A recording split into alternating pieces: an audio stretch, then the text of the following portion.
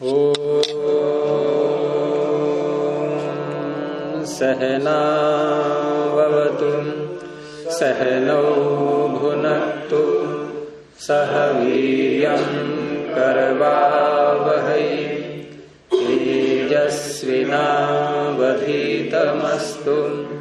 मा विद्विषावहै। ॐ शान्ति शान्ति शान्ति।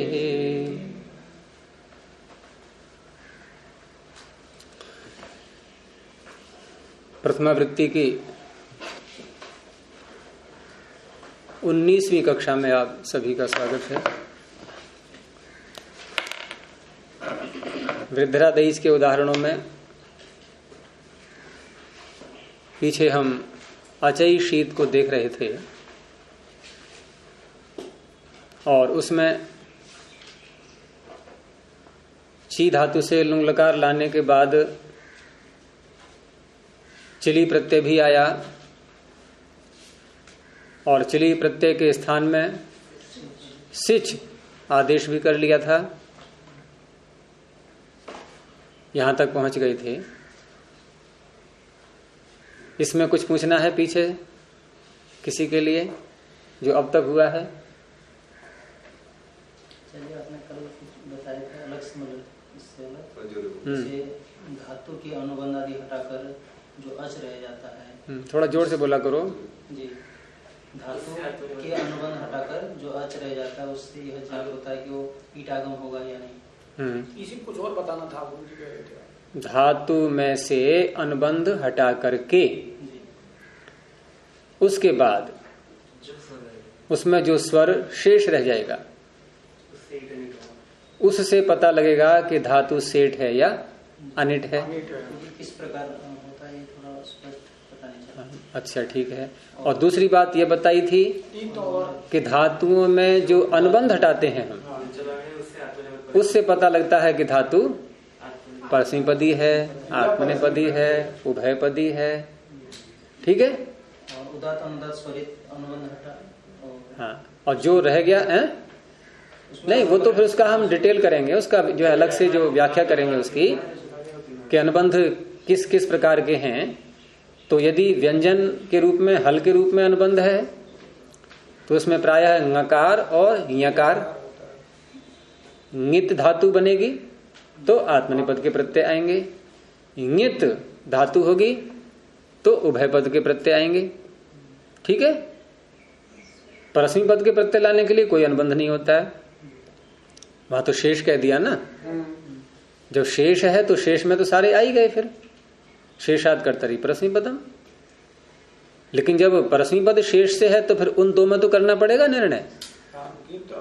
उन दो में निर्णय कर दिया, उभय पद का निर्णय कर दिया और आत्मनेपद का कर दिया। ये तो रहा हल के अनुसार, जब हल अनुबंध है तब। और यदि कहीं अच अनुबंध है तो अच अनुबंध 3 प्रकार का हो सकता है। अच के धर्म 3 प्रकार के, उदात्त, अनुदात्त और स्वरित। अब उदात्त, अनुदात्त, स्वरित में यदि उदात्त अनुबंध है, उदात्तेत कहेंगे उसके लिए। फिर उदात्त यदि अनुबंध है, धातु कैसी कहलाएगी? उदात्तेत। तो उस अवस्था में उससे परस्मै पद होगा। सूत्र नहीं है इसका कोई, शेष है इसलिए यही सूत्र है बस। ऐसा सूत्र नहीं मिलेगा कि उदात्तेत होती है तो परस्मै पद होता है, आवश्यकता ही नहीं कहने की। हम 2 का निर्णय कर लें बस, अनुदात्तेत का निर्णय कर लें, स्वरितेत का कर लें, और इन 2 का निर्णय करने के बाद अब उदात्तेत कहने की है आवश्यकता। जैसे गणित में देखा होगा आपने, किसी अंक से पहले माइनस और प्लस 2 प्रकार के हम चिन्ह लगाते हैं, लेकिन प्लस का चिन्ह देखा है लगाते हुए। सामान्य रूप में यदि अंक माइनस में लेना है तो चिन्ह लगा देते हैं, और माइनस न लगा हो तो क्या अर्थ होता है उसका? लेकिन लगा तो नहीं है प्लस का चिन्ह। ये जो हम मोबाइल नंबर लिखते हैं तो +91 ऐसा करके लिखते हैं। प्लस लगा, वो प्लस का अर्थ वहां वो नहीं है, वहां वो अर्थ नहीं, वो तो कोड में ही आ गया। वो उसका अर्थ वो नहीं है जो हम प्लस का अर्थ ले रहे हैं इधर। तो ऐसे ही यहां पर है, जब हमने अनुदात्तेत का और स्वरितेत का निर्णय कर दिया तो उदात्तेत आ गया शेष में, या कोई भी अनुबंध न हो वो भी शेष में आ गया। जैसे भूसत्तायाम क्या है अनुबंध, यहां कोई है अनुबंध, तो ये किस में जाएगा, शेष में। अथवा कहीं उदात्तेत है धातु, उदात्त अनुबंध है, जैसे पठ व्यक्तायाम वाची, ठ में अ उदात्त है, तो किस में जाएगी ये, शेष में। अब रही बात अनुदात्तेत की।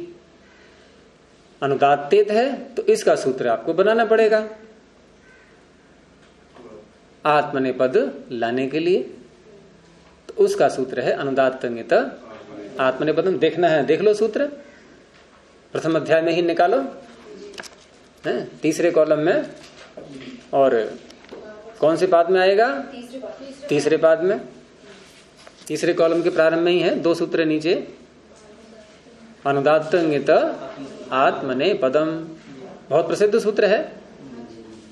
तो अनुदात्त ङित, अनुदात्त ङितः कौन सी व्यक्ति, पंचमी का एक वचन। और इत शब्द को दोनों के साथ जोड़ेंगे, पहले अनुदात्त का और नकार का समास करेंगे, ये हो गया द्वंद्व समास। और उसके बाद इत का समास करेंगे, और द्वंद्वान्ते श्रूयमाणम पदम प्रत्येकम अभिसंबध्यते। द्वंद्व समास के अंत में जो पद आता है वो उस द्वंद्व समास में आए हुए प्रत्येक पद के साथ जुड़ेगा। तो इत शब्द को हम अनुदात्त के साथ भी जोड़ेंगे, ङकार के साथ भी जोड़ेंगे।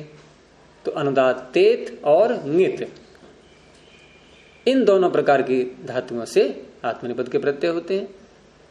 हो गया निर्णय। अनुदात्तश्च ङश्च, उच्चारण में अकार बोलना पड़ेगा बोलते समय, लेकिन अकार है नहीं, वो अकार है नहीं यहाँ। उसके बाद अनुदात्त ङौ, अब तो औ जुड़ जाएगा ना, अनुदात्त ङौ इतौ यस्य, अनुदात्त ङितः। अब स्वरितेत, यदि अच स्वरित है, स्वर है, वो स्वरित है, स्वरित धर्म वाला है और उसकी संज्ञा हुई है, उसका सूत्र फिर पृष्ठ पलटो और स्वरित यतः कर्तृभिप्राये क्रियाफले, ये 72 संख्या पर 6 पृष्ठ पर। अब देखो ठीक वैसी ही रचना यहां पर है, वहां था अनुदात्तंगितः, यहां है स्वरितंगितः। तो यहां भी पहले स्वरित और यकार, इसका समास कर लेंगे, और उसके बाद फिर इत के साथ में स्वरित यौ इतौ यस्य। अब इत को दोनों के साथ जोड़ देंगे, स्वरितेत और ङित। ऐसी धातुओं से क्या होता है, क्या होता है इस धातुओं से, करो सूत्र का अर्थ क्या होता है, हाँ आत्मने पद करता है ये सूत्र। और हम लोग क्या बोलते हैं, उभय पद का सूत्र है ये। अच्छा क्यों बोलते हैं ऐसा, कौन बताएगा, ये सूत्र उभय पद का क्यों है? क्योंकि इन्होंने कहा है क्रिया का क्या कर्तव्य, क्रिया का फल कर्ता को अगर अभिप्रेत है तो आत्मनेपद होगा। हाँ, अब दूसरा वाक्य क्या बनेगा, परस्मैपद होगा। क्रिया का फल कर्ता को नहीं मिलेगा नहीं तो परस्मैपद होगा। तो दोनों बोल दिया नहीं, अब इसलिए उभय पद हो गया। और अनुदात्तंगित आत्मनेपद में ऐसा नहीं है, वहां क्रिया का फल कर्ता को मिल रहा है या दूसरे को मिल रहा है, आत्मनेपद ही होना है। यहां इसने शर्त लगा दी, तो कहने को सूत्र आत्मनेपद कर रहा है, लेकिन इसने परस्मी पद का द्वार भी खोल दिया है, तो ये उभय पद का होगा, स्वरितेत और ङित। अब जितने भी हैं वो सब शेष रह गए। इन दो सूत्रों के रेंज में जो नहीं आ रहे हैं वो सब धातुएं शेष आ जाएंगी अब। अथवा इन दो सूत्रों की बात नहीं, इस पूरे प्रकरण में, ये प्रकरण कहां से प्रारंभ हुआ, ये प्रकरण भी समझते रहा करो साथ साथ।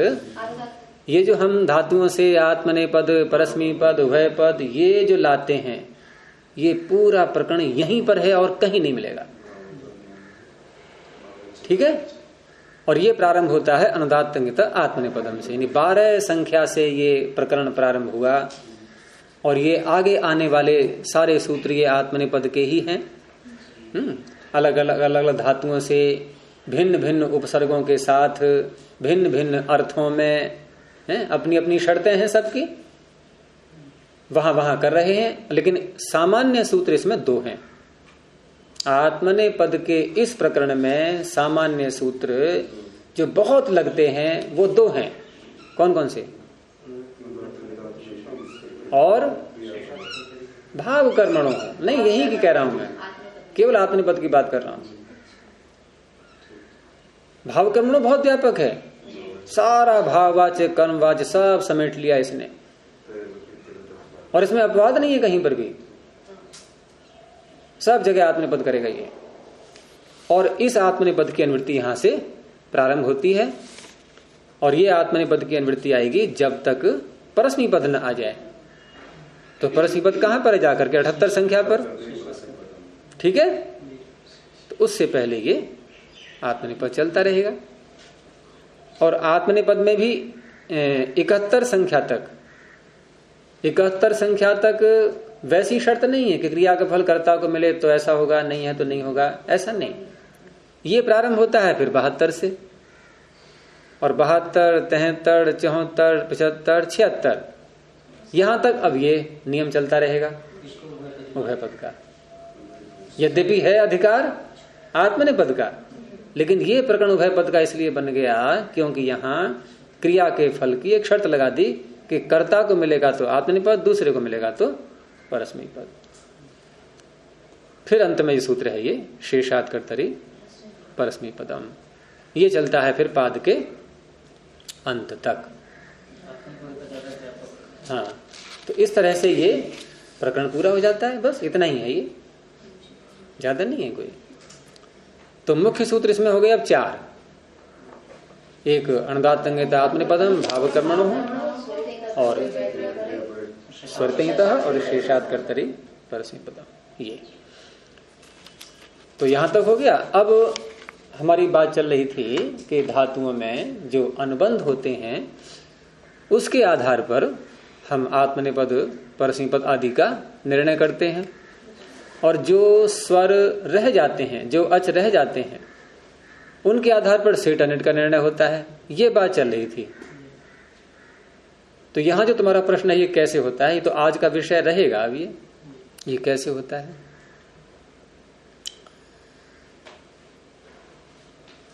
जब कोई अच रह गया धातु में, तो या तो वो एक हो सकता है या दो भी हो सकते हैं, 3 तो नहीं मिलेंगे, क्योंकि 4 अचों की धातुएं तो नहीं पड़ी हैं कहीं। चकाश्री है इत्यादि हैं, ये 3 अच हैं इसमें। दरिद्रा है, वहां भी एक को हटाएंगे, 2 तो शेष रह गए ना, लेकिन वो भी कम है बहुत। ऐसी अधिक है कि 2 अच हैं और एक को हटा दिया, एक रह गया।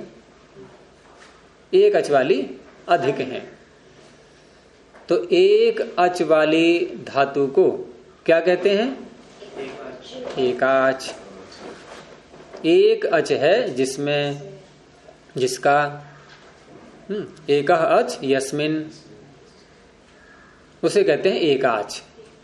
और ये कब देखते हैं? अनुबंध हटा करके। अब जो अच रह गया है, तो अच का अपना धर्म भी तो होता है। कौन सा? उदात्त, अनुदात्त, स्वरित। तो इनमें से कुछ तो होगा। तो क्या बताया था मैंने? कौन बताएंगे? 2 ही रहेंगे इसमें, स्वरित नहीं होता है इसमें, क्योंकि इन 2 से ही काम लेना है हमें। स्वरित का काम ही नहीं है कोई। जो अनुबंध के रूप में अच है वहां तो तीनों हो जाएंगे, उदात्त अनुदात्त स्वरित, उदात्तेत अनुदात्तेत स्वरितेत, ये नाम पड़ जाएंगे धातुओं के फिर। लेकिन जो शेष रह गया है अच, वो या तो उदात्त होगा या अनुदात्त होगा। तो दो बातें पकड़नी है हमें, एक तो एकाच होना चाहिए, एक ही अच शेष रह गया हो,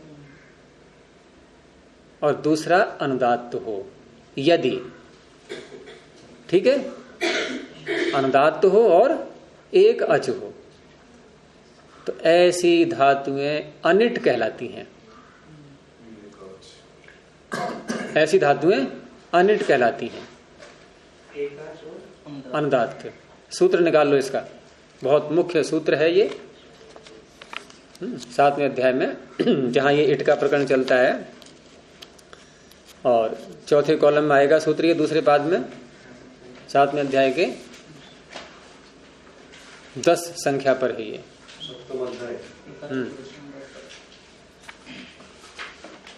ये बहुत प्रसिद्ध सूत्र हैं, लेकिन आपके लिए लगता है मुझे अपरिचित हैं, अभी आपको ढूंढना पड़ रहा है।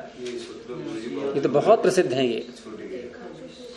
ये तो हमेशा अपनी जिह्वा पर रहने चाहिए। ये ऐसे सूत्र हैं। आप लोग कहीं वृद्धादेश को तो नहीं भूल गए हो? वो तो याद है सबको, नहीं? इसको भूल गए, चलो कोई बात नहीं, क्षम्य है अभी, लेकिन कहीं वृद्धादेश को ना भूलने लगो धीरे धीरे। वो भी ढूंढना पड़े कौन से अध्याय में कौन से पाद में।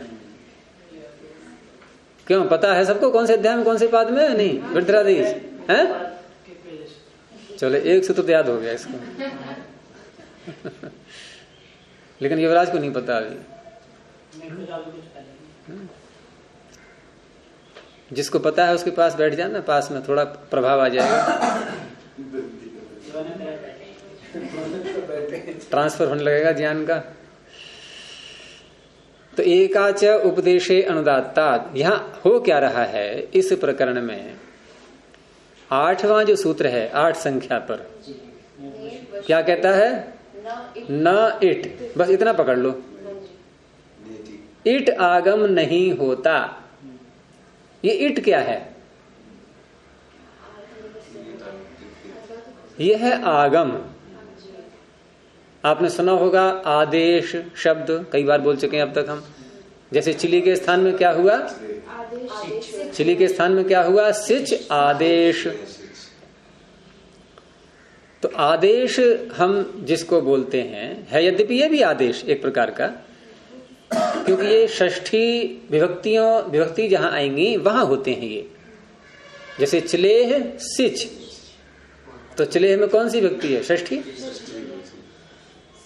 तो षष्ठी निर्दिष्ट को ये होते हैं आदेश। तो आदेश में और आगम में अंतर क्या है?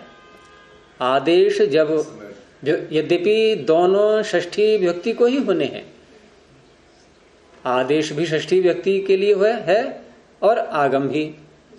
एक अंतर इतना है कि आदेश उसको हटा करके बैठता है और आगम पास में बैठता है, मित्र के समान है ये उसको परेशान नहीं करेगा। ये जिसके लिए हुआ है उसको नहीं छेड़ेगा।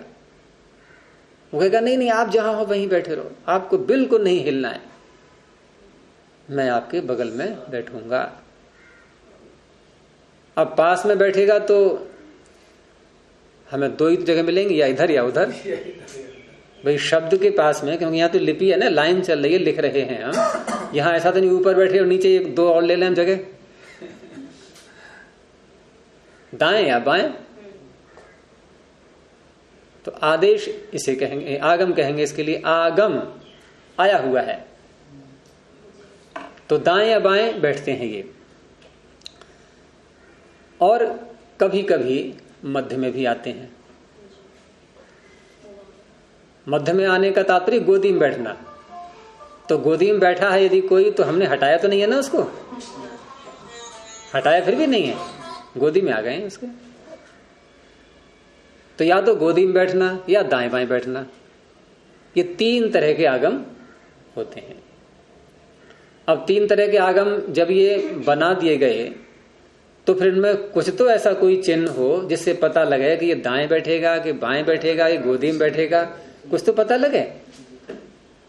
तो पाणिनि ने बहुत कुशलता इसमें दिखाई है और ये कार्य उन्होंने अनुबंधों से कर लिया पूरा। अब ये कितने महत्वपूर्ण है अनुबंध। देखो, अनुबंधों के द्वारा भी हमने आत्मनेपद, परस्मैपद, उभय पद का निर्णय किया। अब वही अनुबंध यहां पर ये भी निर्णय करवाने वाले हैं कि कहाँ इट होता है, कहाँ ये आगम कहाँ होते हैं, आदेश कहाँ होते हैं, ये भी इन्हीं से निर्णय होना है। और वृद्धि गुण आदि है, हमने लगाया था पीछे, अचोणिति लगाया, नित णित पर रहते वृद्धि होती है, कित पर रहते वृद्धि कितिच सूत्र लगाया, वहां भी अनुबंध निर्णय कर रहे हैं। तो जो आगम दाएं या बाएं बैठते हैं या मध्य में बैठते हैं, उनमें भी ऐसे ही पाणिनि ने अलग अलग प्रकार के अनुबंध लगाए हैं। यदि पाणिनि किसी आदेश में, अब हम आदेश को सामान्य रूप से बोलेंगे, आगम नाम बाद में डालेंगे उसका, है वो भी आदेश ही। तो किसी आदेश में यदि पाणिनि ने टकार अनुबंध लगा दिया है, टकार अनुबंध लगाएंगे तो आदेश क्या कहलाएगा? वो टित का अर्थ क्या हो गया? टकार की इत संज्ञा हुई है जिसमें। कौन करेगा इत संज्ञा? हलंत्यम अथवा चुटु। यदि आदि में है तो चुटु लगेगा, अंत में है तो हलंत्यम। तो जो आदेश टित होते हैं वो आदि में बैठते हैं, प्रारंभ में। पहले ही अध्याय के पहले पाद का सूत्र आद्यंतो टकितो, यहीं से निर्णय प्रारंभ हो जाता है। ये आद्यंतो टकितो से ये अब निर्णय प्रारंभ यहां से होने लगा कि कैसे कैसे होते हैं ये। तो आदि अंतौ सूत्र निकाल लो अगर देखना है तो, पहली पाद का है ये तो, दूसरे कॉलम में आद्यंतौ टकितौ, कि जो आदेश टित होते हैं जिनमें टकार अनुबंध लगा दिया है, जैसे हम जिस इट की बात कर रहे हैं अभी, ये इट कैसा है? इसमें टकार लगा है, ये हलंत्यम से संज्ञा होकर के जाएगा ये, तो क्या बचेगा? ई। तो अब ये पता लग गया हमें, ये ई जिसको भी कहा गया है उसको हटा के नहीं बैठेगा, ये उसके पास में बैठेगा। और पास में किधर को बैठेगा? आदि में। ये निर्णय किसने किया? टकार ने। रमिता सूत्र नहीं मिल रहा है प्रथम अध्याय के प्रथम पाद में, दूसरे कॉलम कितने आएंगे? अच्छा मुझे ये बताओ, प्रथम अध्याय के प्रथम पाद में दूसरे कॉलम कितने आएंगे? इसका उत्तर दो पहले। कितने आएंगे? प्रथम पाद में दूसरे कॉलम कितने आएंगे? दो आएंगे? एक ही आएगा। तो एक को भी पहचानने में देर लगती है क्या? अगर कोई चीज एक ही हो तो देर लगनी चाहिए, कई हो तो छांटना पड़ता है थोड़ा। तो तीसरे चौथे कॉलम में जा रहे हैं शुरू से। तो दूसरे कॉलम में प्रारंभ में ही है, देखो आद्यंतो टकितो मिल गया। 2-3-4 सूत्र नीचे देखो, मिल गया। तो आदि अंतौ, आदि में होने वाला और अंत में होने वाला, दोनों शब्द बोल दिए। लेकिन कौन कौन से? तो टकितौ, टित और कित। तो टित होता है आदि में, और यदि कहीं पाणिनि ने ककार अनुबंध लगा दिया है तो उसे कहेंगे कित। तो कित होता है अंत में। अगर कित आगम है कोई तो वो उसके आगे बैठेगा, और टित है तो पीछे बैठेगा आदि में। आदि और अंत हटा के नहीं बैठेगा। तश्च कश्च, पहले द्वंद्व फिर बहुव्री। अगर इत को दोनों के साथ जोड़ना है तो पहले द्वंद्व करना होगा, और अगर इत को एक के साथ जोड़ना है तो क्या करेंगे? पहले बहुव्री करेंगे ककार के साथ में, कित बना लेंगे, फिर टश्च और कितच। तो क्या अर्थ बनेगा फिर? एक का छोड़ दिया। इसलिए पहले द्वंद्व फिर बहुरी। तो ये दो का निर्णय हो गया। चलें आगे। अब यदि कहीं पर पाणिनि ने मकार अनुबंध लगा दिया तो क्या कहेंगे उसको? मित। मित बैठता है गोदी में। उसी के आगे सूत्र है मिद अचह अंत्यात् परः। मित आगम अंतिम अच से परे।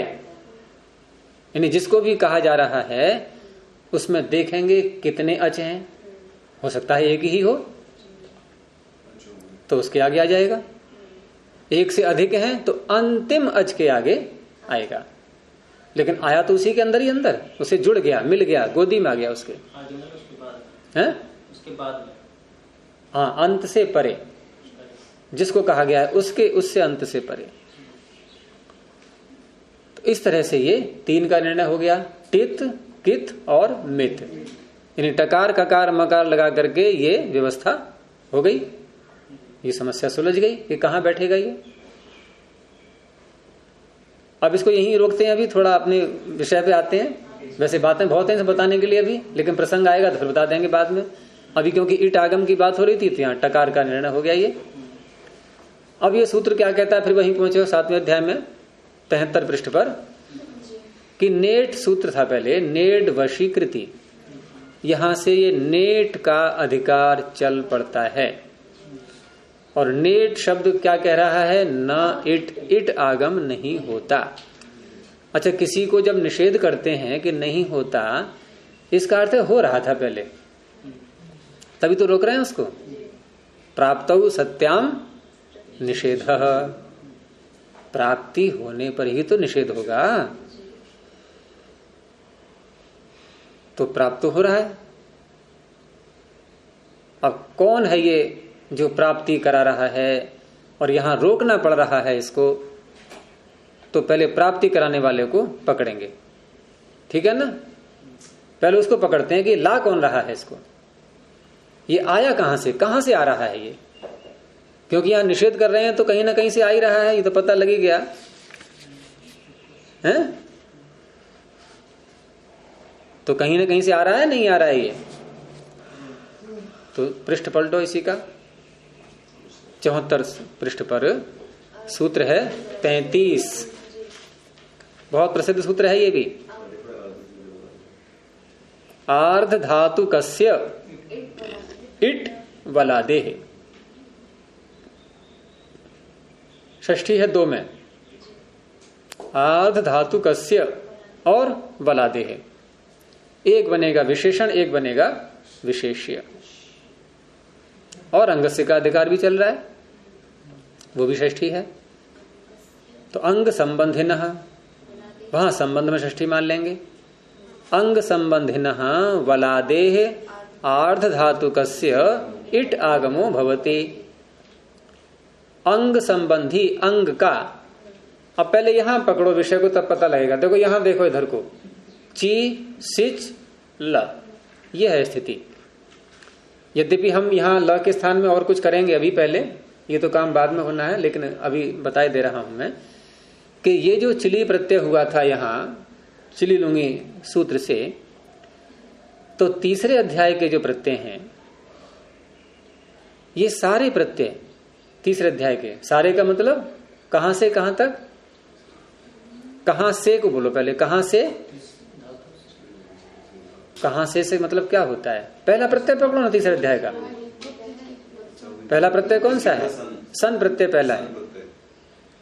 तो यहां से लेकर के और अंत तक, जहां तक भी प्रत्यय आ रहे हैं, इन सारे प्रत्ययों का एक नाम होता है। ये मैं कृत को नहीं बोल रहा हूं, कृत सारे का नाम नहीं होता है। कृत केवल धातु के अधिकार में आए हुए प्रत्ययों का नाम होता है। ये पूरे तीसरे अध्याय के लिए लिए गए। तो इनका एक नाम अवश्य होगा।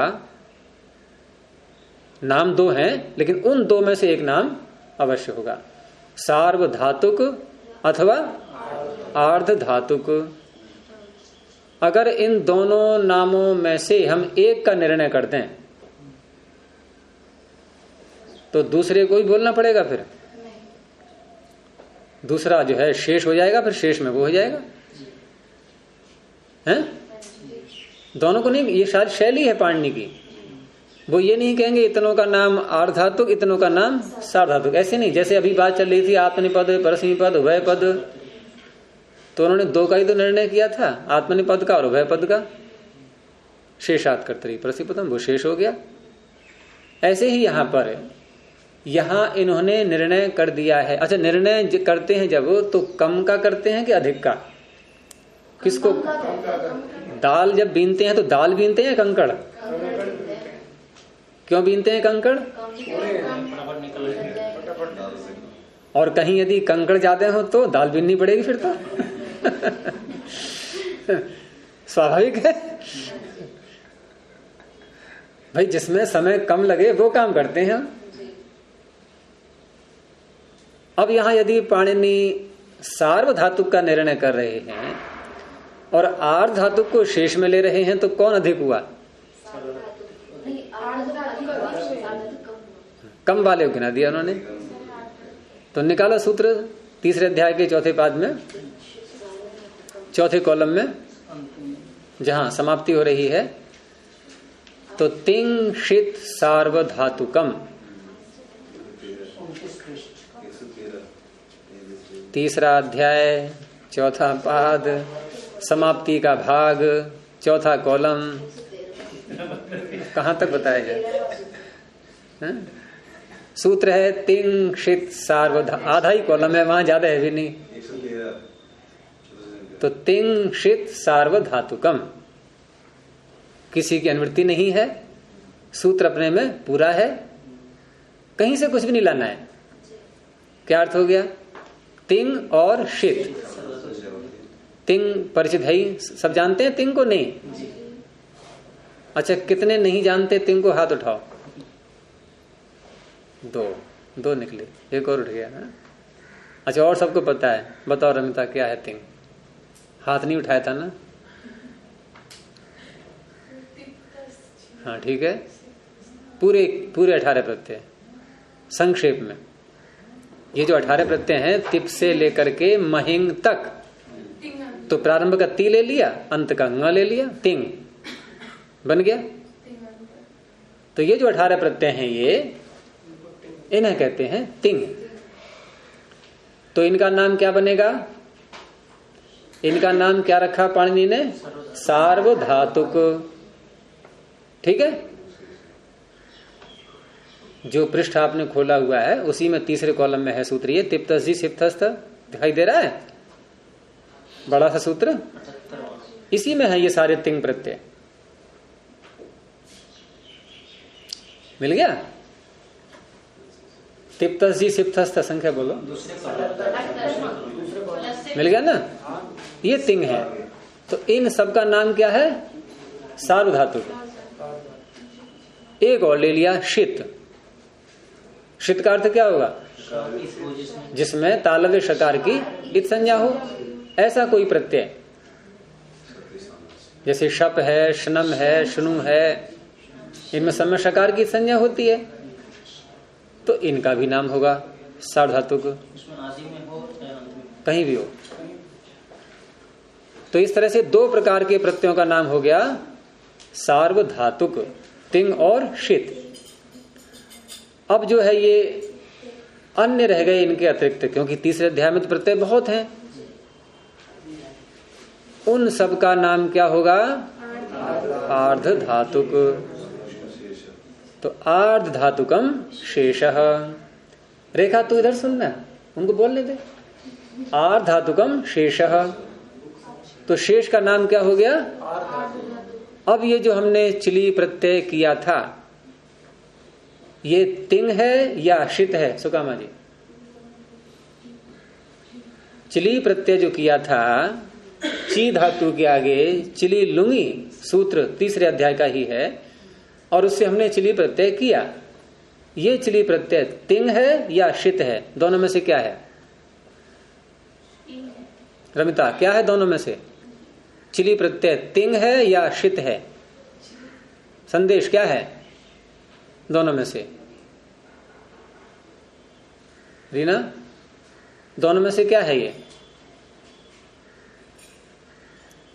अरे कुछ भी नहीं है दोनों में से।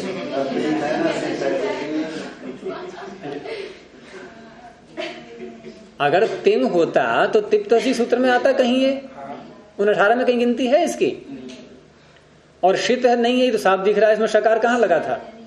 क्या इसमें शकार की संज्ञा की थी? क्या है ही नहीं शकार, तो शित भी नहीं है, इसलिए क्या हो गया ये शेष। अब क्या नाम रखें इसका? इसका नाम हो जाएगा आर्ध धातुक। दोनों में से कौन सा होना? दोनों में ही बुद्धि चलाते हैं, कौन सा? हमेशा इसीलिए था मैंने, अब वो नहीं दोनों में देख रहे हैं कौन सा होना चाहिए। और इसी चिली के स्थान में आ गया ये सिच, तो ये नाम वही चलता रहेगा, नाम नहीं बदलेगा। ये चिली के स्थान में ये आदेश हो गया। ये आगम है सिच या आदेश है? सिच आगम है या आदेश है सुकामा जी? आदेश। आदेश है, क्योंकि हटा के बैठा है ये।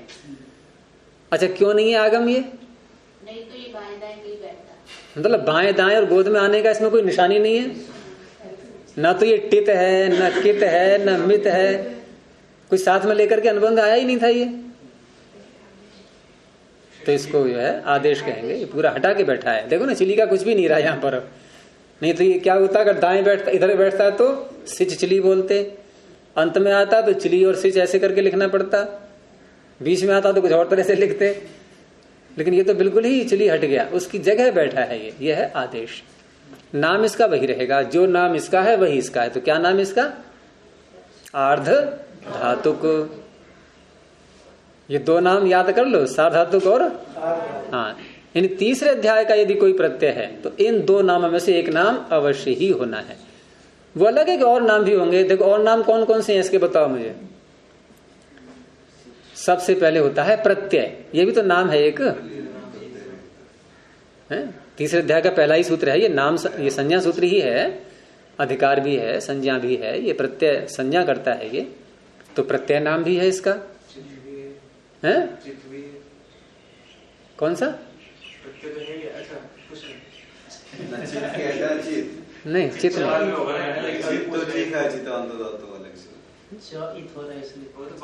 नहीं, ये चित्र नाम नहीं, ये तो एक अलग से विशेषण बन जाता है। ये विशेषण है, नाम नहीं।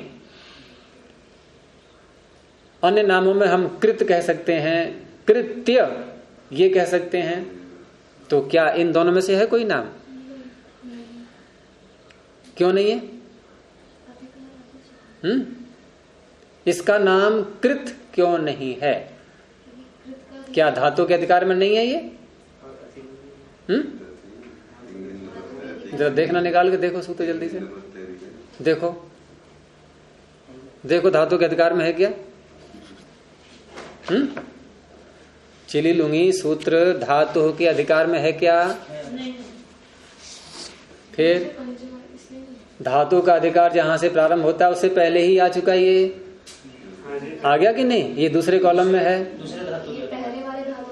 उसको नहीं लेना है। अब प्रश्न यह है क्यों नहीं लेना है उसको? धातु रे काचो से धातु चल रहा है, उसको क्यों नहीं लेना है? क्योंकि कर्तरीकृत वहां है ही नहीं। कर्तरीकृत तीसरे धातु के बाद आया हुआ है, इसलिए तो इसका दूसरा नाम और नहीं है कोई भी। अब प्रत्यय और आर्ध धातुक, इन दो में से एक नाम अवश्य पढ़ना है, चाहे वो किसी भी धातु के अधिकार में हो, कहीं भी हो। पूरे तीसरे अध्याय के प्रत्यय वो या तो सार्वधातुक होंगे या आर्ध धातुक। अब ये निर्णय हो गया, ये प्रत्यय कैसा है? आर्ध धातुक। अच्छा, ये लुंग कैसा था? सार्वधातुक या आर्ध धातुक?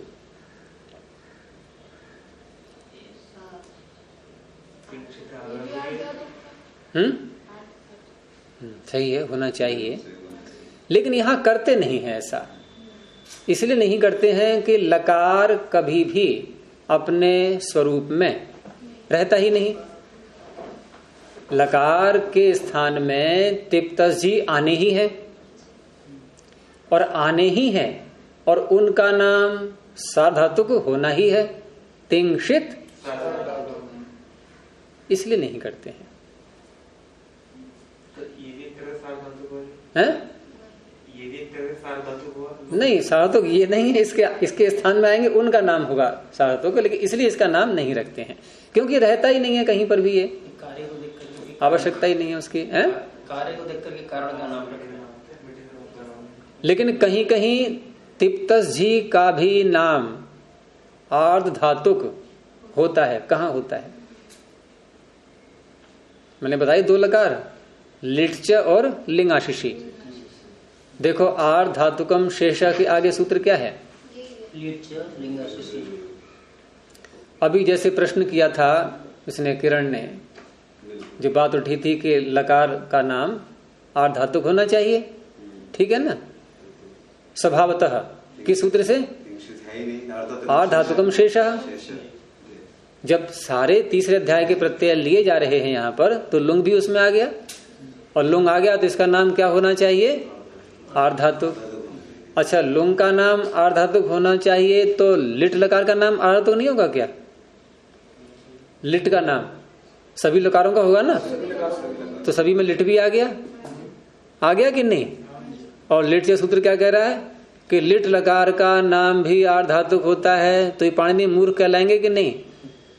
अरे जब आर्ध धातुकम शेषः से आर्ध धातु संज्ञा हो ही जाएगी, वही तो कह रहा हूं। क्यों कहा नाम लेके? सिच का नाम लेके क्यों नहीं कहा कहीं पर? सिच का नाम लेके क्यों नहीं कहा कहीं पर कि सिच का नाम आर्ध धातुक होता है?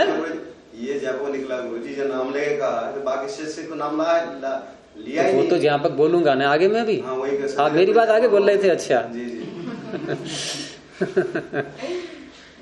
तो जब यहां पर लिट सूत्र से लिट को आर्ध धातुक कहा जा रहा है जो कि प्राप्त था, तो उससे क्या सिद्ध हुआ कि लकारों का नाम आर्ध धातुक नहीं होता। नहीं, कुछ भी नहीं होता, दोनों बस इन 2 का ही होगा। कोई जरूरत नहीं।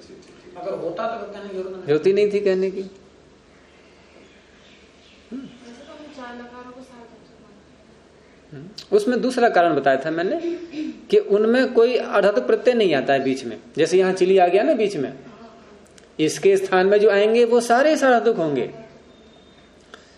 लेकिन इसके और धातु के बीच में ये एक और आ गया है विजातीय आर्ध धातु, इसलिए पूरे का नाम रख दिया हमने आर्ध धातु, एक अपने व्यवहार के लिए। तो हमने कहा कि 4 लकार होते हैं सार्वधातुक, उनमें बीच में कुछ ऐसा आता ही नहीं जो आर्ध धातुक हो, तो उनको अलग कर दिया गया है 4 लकारों को। अब फिर आ जाओ इस पर कि ये सिच आर्ध धातुक है, निर्णय हो गया। अच्छा, आर्ध धातुक के साथ साथ अब ये देखो इसका पहला वर्ण क्या है?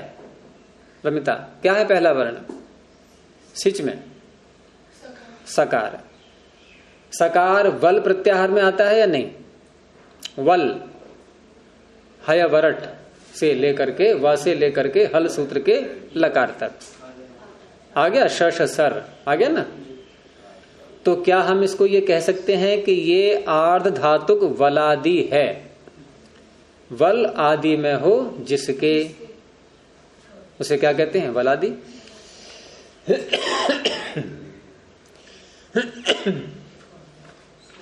तो उसी सूत्र को देखो दोबारा 74 पृष्ठ पर 35 संख्या पर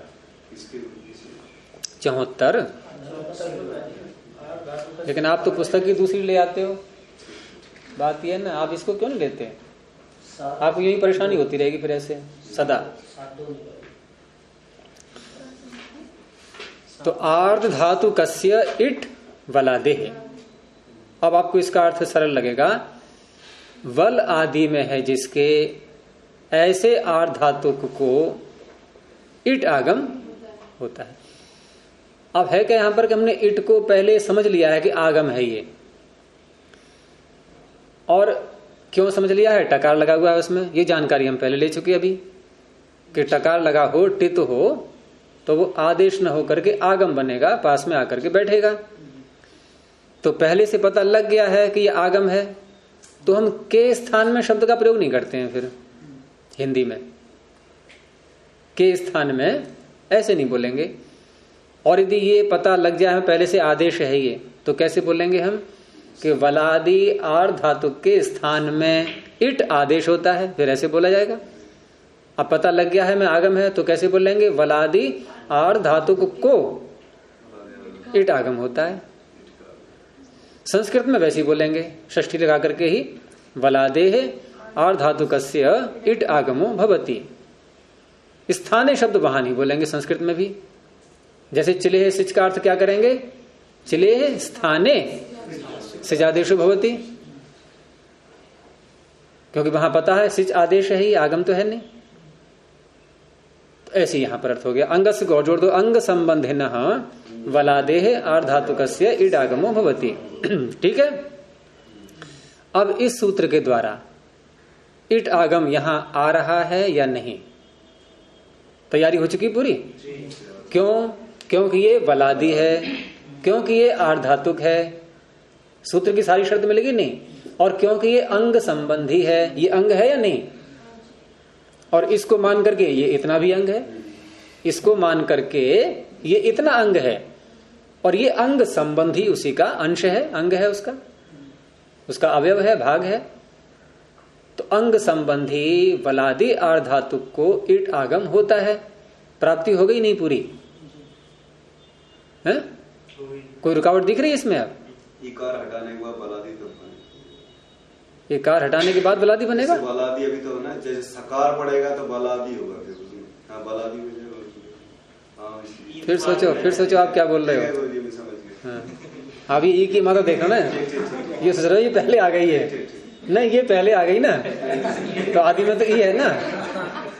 क्यों रीना, आदि में है ई नहीं है ये,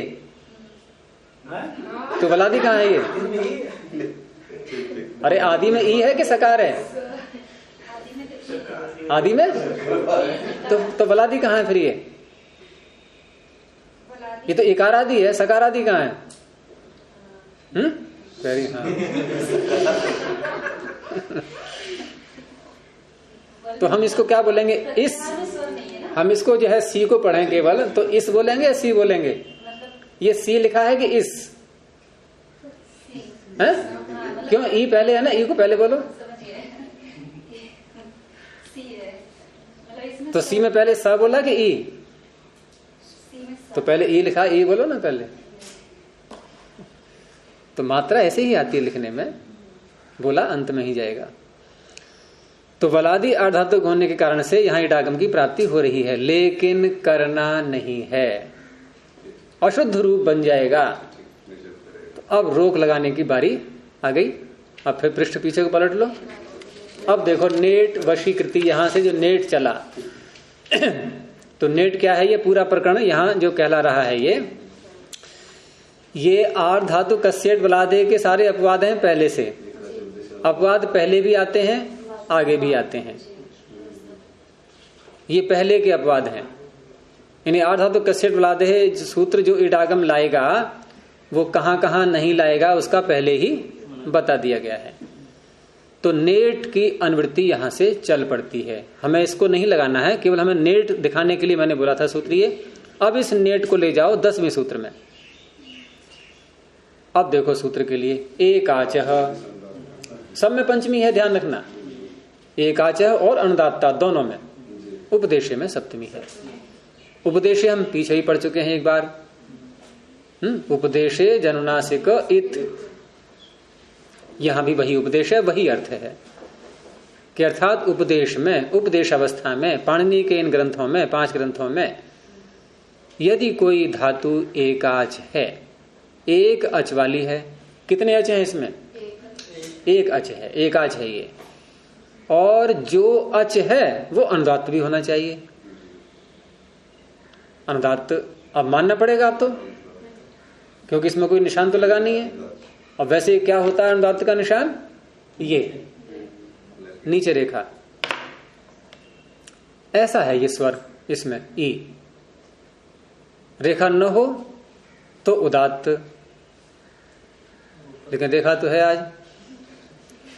और ऊपर हो खड़ी रेखा तो स्वरित हो जाता है। ठीक है। अब यहां इस तरह का है ये, इसका मतलब ये पहचान है ये, क्योंकि ई तो ज्यों का त्यों रहेगा, लेकिन ई उदात्त है, अनुदात्त है, स्वरित है, ये पता कैसे लगे? कोई संकेत तो देना पड़ेगा। तो ये इस तरह का संकेत दिखाते हैं अनुदात्त के लिए। तो ये अनुदात्त है ई, तो धातु कैसी हो गई है? एकाच और अनुदात्त। और उपदेश अवस्था में है ये। उपदेश अवस्था में कि हम किसी सूत्र के द्वारा हमने इसको उदात्त अनुदात्त नहीं किया है, ये अपने स्वरूप में ही ऐसी है। उपदेश अवस्था में धातु पाठ में ही ऐसी पड़ी है। और धातु पाठ उपदेश में आ ही चुका, 5 ग्रंथ है ना उपदेश में, धातु पाठ भी उसी में आ गया। तो ऐसी धातुओं से उत्तर पंचमी है ना। गुरुजी जो अनुबंध से धातु अनुबंध सहित है, अनुबंध हटाने को उसको विकृति नहीं कहते। नहीं, जैसे चीय चयन चीय में जो अनुदात ये अनुबंध है ये, तो अनुबंध हटाने के बाद में उसकी विकृति स्वरूप नहीं बना जाएगा। नहीं, जो अनुबंध हट गया है उसको थोड़ी देख रहे हैं हम। हाँ जी, ची चयने आपने बोला, अब ची चयने में आप च में ई बोल रहे हैं कि नहीं? और यहां भी बोल रहे हैं, इसमें क्या अंतर आया? ये उपदेश में ही है, उपदेश में ही है ये। जो हट गया उसको हमें लेना ही नहीं है, हम उस ग्रहण नहीं कर रहे उसको। तो इस तरह से यहाँ आप क्या करें? ई को मान के काम हाँ, ई को माने काम करें। ई पहले भी थी और अब भी है। यही धातु पाठ में उपदेश अवस्था में, हाँ उपदेश अवस्था में ई है। आप यहाँ को मत देखो, उपदेश अवस्था में ई है। आप चकार को ही मत देखो, आप चकार को भी मत देखो।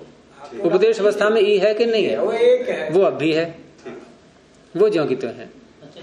यहाँ पर जो ईद हो रहा है इसी को मान करके अनुदात कर रहे हैं। इसको मान के यहाँ को? हाँ। क्यों? या ऐसे जब पढ़ गया इससे क्या संबंध है? ये कर रहे हैं, कहाँ बोला मैंने? कर रहे हैं तो उपदेश अवस्था में कहाँ हुआ? फिर ये उपदेश अवस्था में पहले से ही है। धातु पाठ में ऐसी ही पढ़ी है ये। अगर हम धातु पाठ को ज्यों का त्यों बनाए तो यहाँ पर रेखा आएगी उसमें नीचे, ऐसी ही है ये। धातु पाठ में नीचे लिखा है अंता देता उदा देता स्वरित देता। हाँ, हम लोग याद नहीं किए ना ढंग से, याद करेंगे तो वैसे आएगा इति उदा देता। अब धातु पाठ में चे चैने निकालोगे धातु जब, तो वहां अनुदात्त लिखा होगा अंत में। अंत में को दिया धातु इति अनुदात्ता, अनुदात्तेत नहीं, अनुदात्ता अनुदात्ता उदात्ता, बस 2 ही शब्द आते हैं। उधर 3 आते हैं, उदात्तेतः अनुदात्तेतः स्वरितेतः, वहां 3 आएंगे। तो ये अनुदात्ता पड़ा है, ये अनुदात्त है ये।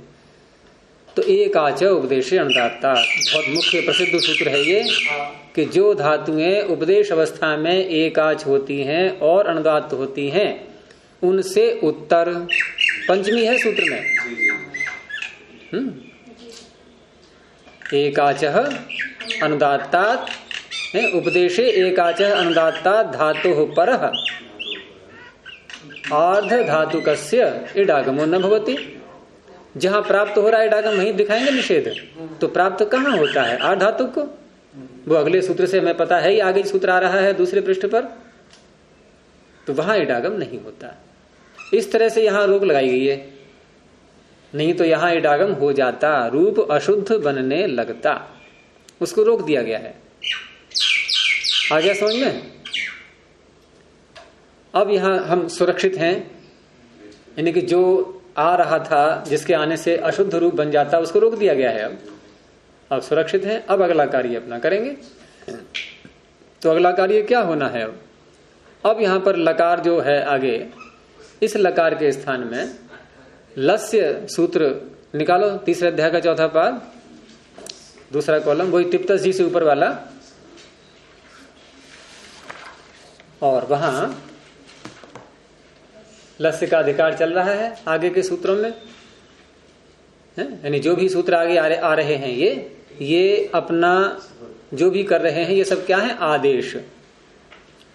षष्ठी होगी ना लस्य में, तो षष्ठी के कारण से आगे आने वाले ये सब क्या कहलाएंगे? आदेश, लकार के स्थान में। तो तिप्तस जी सूत्र क्या करता है? ये क्या करता है? प्रत्यय का विधान कर रहा है या आदेश का? ये एक स्वतंत्र सूत्र है या किसी और प्रत्यय के आने के बाद लगेगा? ये स्वतंत्र नहीं है। ये लकार जो प्रत्यय है लट लिट आदि, ये पहले आ जाएंगे, उनके स्थान में ये करता है आदेश। तो इस लकार के स्थान में ये आ गए कितने सारे आदेश, 18 आदेश आ गए ये। अब 18 में से लेना है हमें एक। तो पीछे कुछ बातें आ चुकी थी इसकी कि पहले हम इसके संज्ञा करके फिर विधि सूत्र, फिर संज्ञा सूत्र, फिर विधि सूत्र, ऐसे करके विभाग करते जाते हैं। तो वहां पहले इसको हम संज्ञा करेंगे इनकी 18 की। सूत्र है लह परस्मयी पदम, ये प्रथम अध्याय में आ चुका है सूत्र। तो वहीं निकालो उसके लिए प्रथम अध्याय के चौथे पाद में 98 संख्या पर मिल गया।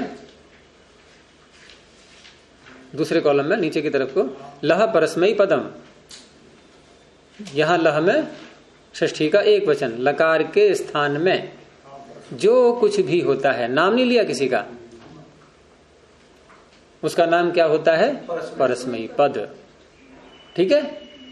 अब इन 18 का नाम परस्मयी पद प्राप्त होने लगा, लेकिन नहीं करना है, सबका नहीं करना है। तो फिर रोकने वाला सूत्र बनाया पाणिनि ने, वो ठीक उसके आगे है, तंगाना वात्मन्य पदम। तंग आनऊ, तंग आनऊ दो हैं ये, तंग और आन, तो द्विवचन रख दिया। अब ये तंग क्या है? ये फिर प्रत्याहार आ गया, और ये प्रत्याहार तिंग के अंतर्गत है। तिंग जो हमने 18 प्रत्यय बोले थे उसमें आधे आधे कर दो, तो प्रारंभ के आधे अलग कर दो, 9 प्रत्यय, तिप तस झी सिप थस थ मिप वस मस, इनको अलग कर दो। अब यहां से त प्रारंभ हुआ ये, और त से लेकर के ngकार तक अंत तक तंग बोलेंगे। इसमें 9 प्रत्यय आ गए, त आताम झ, था साथाम ध्वम, इट वही मही, ये हो गए तंग। तो इनका नाम होता है आत्मनेपद। अब लह परस्मयी पदम को क्या बचा शेष? भाई 2 रोटी थी हमारे पास खाने के लिए, एक दे दी अतिथि को, तो हमारे पास कितनी बची? 1। तो लह परस्मयी पदम ने पहले पूरे 18 ले रखे थे, लेकिन पाणिनि ने कहा नहीं, बांट करके खाओ, तो आधे दे दिए उन्होंने अगले सूत्र को। तो उसके पास क्या शेष रह गया? 9 रह गए। इस तरह से अब 9 का नाम ये रखेगा परस्मयी पद, और 9 का नाम हो गया आत्मनेपद। हो गया बंटवारा। अब ये निर्णय हमें करना है कि हमें यहां परस्मयी पद के प्रत्यय लाने हैं या आत्मनेपद के लाने हैं। ठीक है ना? तो ये निर्णय करने के लिए अभी जो मैंने पीछे कुछ देर पहले बताया था कि 4 सूत्र महत्वपूर्ण हैं, अनुदात तंगिता आत्मनेपदम और भाव कर्मणो, और स्वरितयतः कर्तृभिप्राय क्रियाफले और शेषात् कर्तरि परस्मयी पदम। इनमें से कोई एक सूत्र लाना होगा हमें। अब यहां पर अनुदात्तेत तो है नहीं, ये उदात्तेत है कैसे? लेकिन मैं तो इत जोड़ रहा हूं साथ में, इत। ये अनुदात्तेत नहीं है, ङित नहीं है, इसलिए 2 सूत्र तो हट जाएंगे। भाव कर्म में भी नहीं लाए हम लुंग लकार लाए हैं कर्ता में, तो भाव कर्मणों भी नहीं लगेगा। अनुदात तंगिता आत्मने पदम भी नहीं लगेगा। अब क्योंकि धातु है ये ङित, तो ङित होने से यदि हमें आत्मने पद करना है, क्रिया का फल कर्ता को यदि लेना है, ये अर्थ लेना है, तो उस अवस्था में स्वरितयतः कर्तृभिप्राय क्रियाफले ये लगाएंगे फिर। लेकिन हमें क्रिया का फल कर्ता को भी नहीं लेना है। अब ये हो गई शेष। तो शेष होने से शेषात् कर्तरि परस्मयी पदम, ये सूत्र आएगा। लगाना यही सूत्र है, लेकिन इसको समझाने के लिए मैंने अन्य सूत्र बोले थे। तो इस तरह से लह परस्मयी पदम से पहले परस्मयी पद संज्ञा, तंगाना वात्मने पदम नहीं लगाना है। वो तो इसलिए बताया मैंने कि लह परस्मी पदम कितनों की कर रहा है परस्मी पद संज्ञा, ये बताने के लिए वो सूत्र बताया था। तो पहले लह परस्मी पदम से परस्मी पद संज्ञा, उसके बाद पहले संज्ञा सूत्र, फिर विधि सूत्र। अब विधि सूत्र क्या आ गया? शेषात कर्तरे परस्मयी पदम, ये विधि सूत्र आ गया। अब इससे 9 प्रत्यय परस्मी पद के आ गए, तो कम से कम आधी समस्या तो हटी। अभी कितने आ रहे थे? 18, पूरा बोझ आ गया। अब एकदम आधा बोझ रह गया है, अभी हटा नहीं है बोझ, अभी 9 है, 9 में से 1 लेना है हमें। अब संज्ञा और विधि 2 काम तो हो गए, अब क्या करेंगे फिर? अब फिर संज्ञा सूत्र।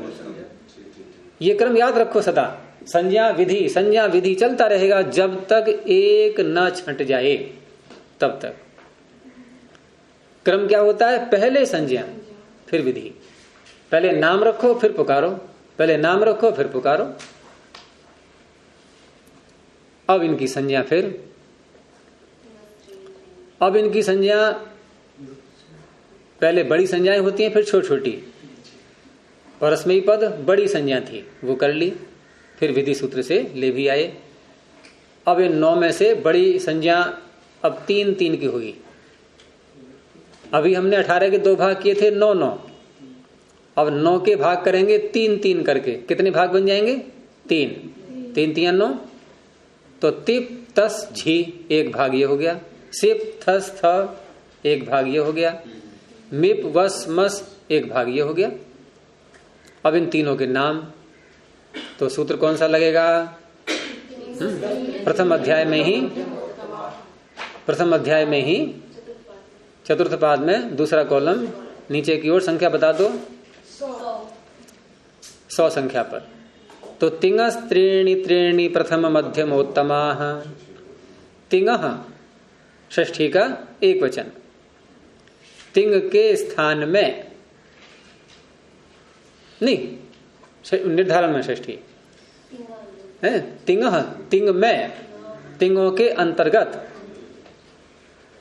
या संबंध षष्ठी ले सकते हैं। तिंग के 3, क्योंकि ये केवल 9 प्रत्ययों के लिए ही नहीं लग रहा है, ये पूरे 18 को लग रहा है एक ही बार में।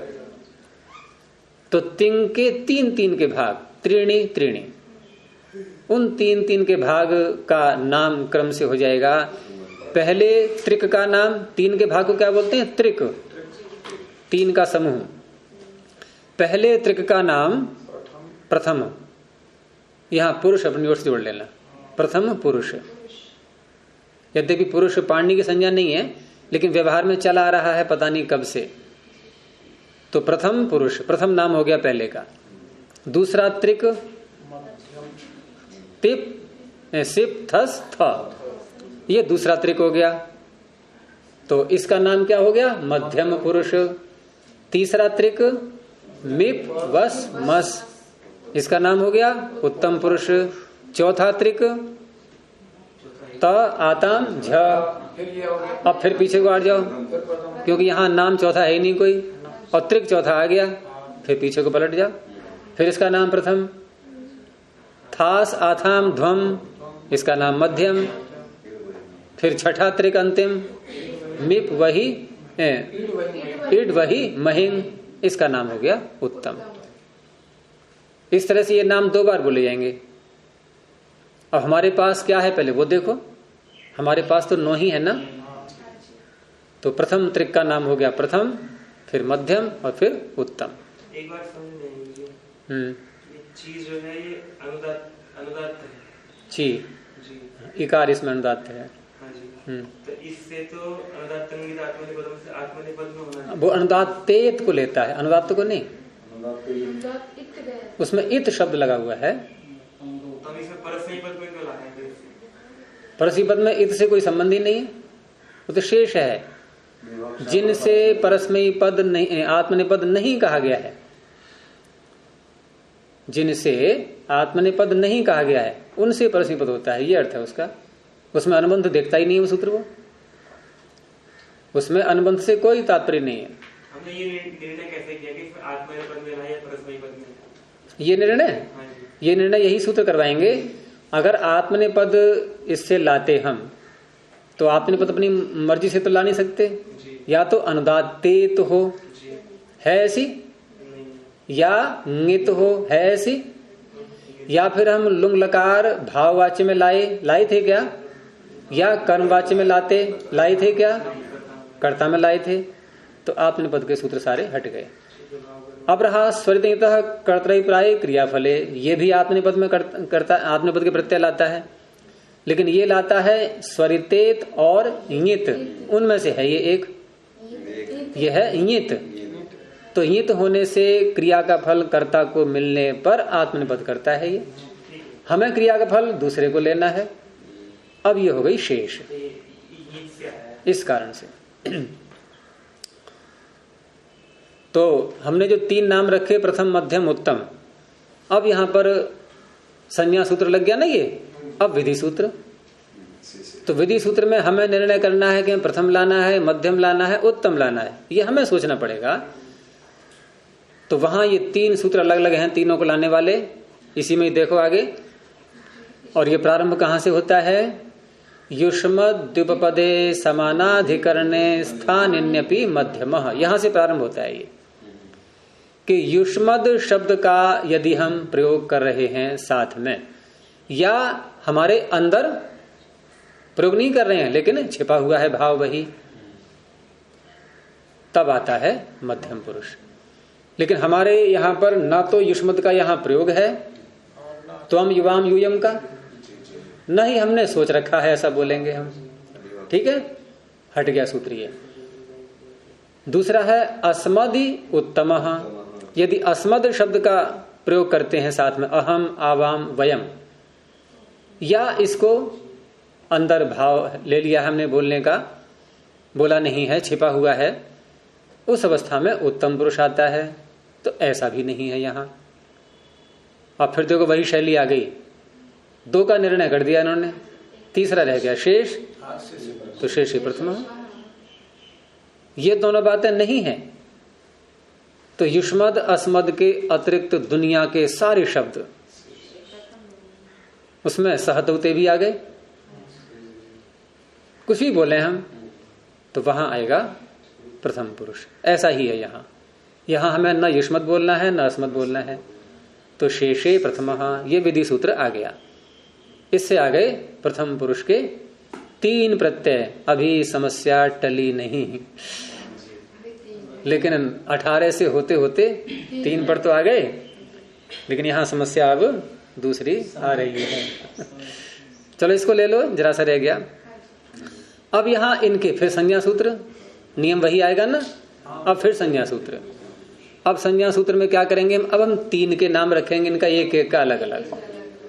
पहले का नाम एक वचन, दूसरे का नाम द्विवचन, तीसरे का नाम बहुवचन। ये भी सूत्र यही मिलेंगे आपको। तो पहले है सूत्र तान्येक वचन द्विवचन बहुवचनानि एकशः। इस सूत्र को नीचे को ले आओ, सुपह सूत्र में। सुपह सूत्र में अनुवृत्ति आ गई इसकी। तो तानी, इसको हटा देंगे, तानी का संबंध यहां पर तिंग से है, ऊपर वाले से। यहां सुपह को ले लेंगे सीधा, यानी कि सुपों के, है सुप के एक वचन, द्विवचन और बहुवचन, और एक अशः ये साथ में आ ही रहा है ऊपर से, एक एक करके। इनके यह समूह का नाम नहीं है कि प्रथम 2 का नाम रख दिया हमने एक वचन, फिर दूसरे 2 का नाम रख दिया द्विवचन, ऐसे नहीं, एक एक करके। तो प्रथम सु का नाम, तिप का नाम एक वचन, तस का नाम द्विवचन, झी का नाम बहुवचन, फिर सिप का नाम एक वचन, थस का नाम द्विवचन, थ का नाम बहुवचन, ऐसे ही मिप, इसे क्या कहेंगे एक वचन, और वस को द्विवचन, मस को बहुवचन। यही तो हमारे पास में थे अभी, लेकिन हमारे पास में तो सारे कहाँ हैं अभी, 3 ही तो रह गए हैं। प्रथम पुरुष तो ले आए ना हम। तो तिप का नाम एक वचन, तस का नाम द्विवचन और झी का नाम बहुवचन। ये सूत्र करेगा सब में कार्य पूरे 18 में जाकर के। ये जो सुपह सूत्र है, ये एक वचन द्विवचन बहुवचन संज्ञाएं पूरे 18 प्रत्ययों की करेगा। हमारे पास केवल 3 है अभी, तो 3 में घटा लिया इसको, अब यहाँ ये निर्णय फिर हमें करना होगा कि एक वचन लाना है या द्विवचन लाना है या बहुवचन लाना है। अब उसका विधि सूत्र, तो वहां 2 सूत्र आते हैं, द्विएकयोर द्विवचनैक वचने, और उसके ऊपर है बहुषु बहुवचनम है। किसको लेंगे? अरे हाँ, सुपा गलत लगा आपने, टोका ही नहीं। आप भी आप टोक रहे हो, सारा काम हो गया तब। यहाँ यही लगेगा, वो ध्यान मेरा वहां भागा में पहुंच गया था। यहाँ सीधा तान्य एक वचन ही लगेगा, आपने जोड़ दे के नहीं कहा ना। हमने तो सर कुछ और समझा रहे हैं क्योंकि सुख में कहाँ है ये। हाँ, चलो आपको दाद देनी पड़ेगी आज है। तो तान्येक वचन द्विवचन बहुवचनान्येकशः, यही सूत्र लगेगा। और सुपह को लगाएंगे जहां सु औजस इत्यादि का जब विभाग करेंगे वहां उसको लगाएंगे। तो इस तरह से अब एक वचन लाने के लिए विधि सूत्र आया, द्विएकयोर द्विवचनैक वचने। इसको निकाल लो, चौथे पाद में प्रथम अध्याय के 22वां सूत्र, तीसरे कॉलम में।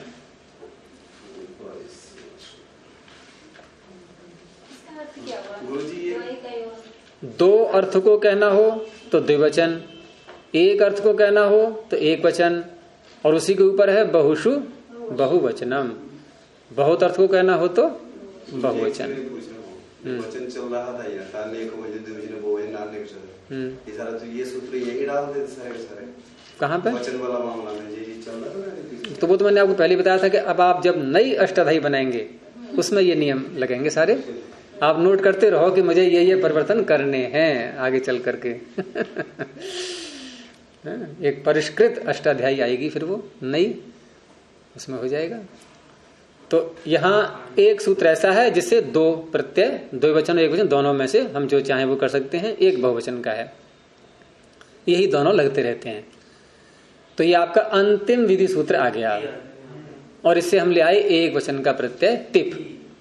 अब यहां लिख देंगे इसके आगे ची, और ये सिच, और ये टिप। ठीक है, अब अनुबंध कर्ण को हटाना।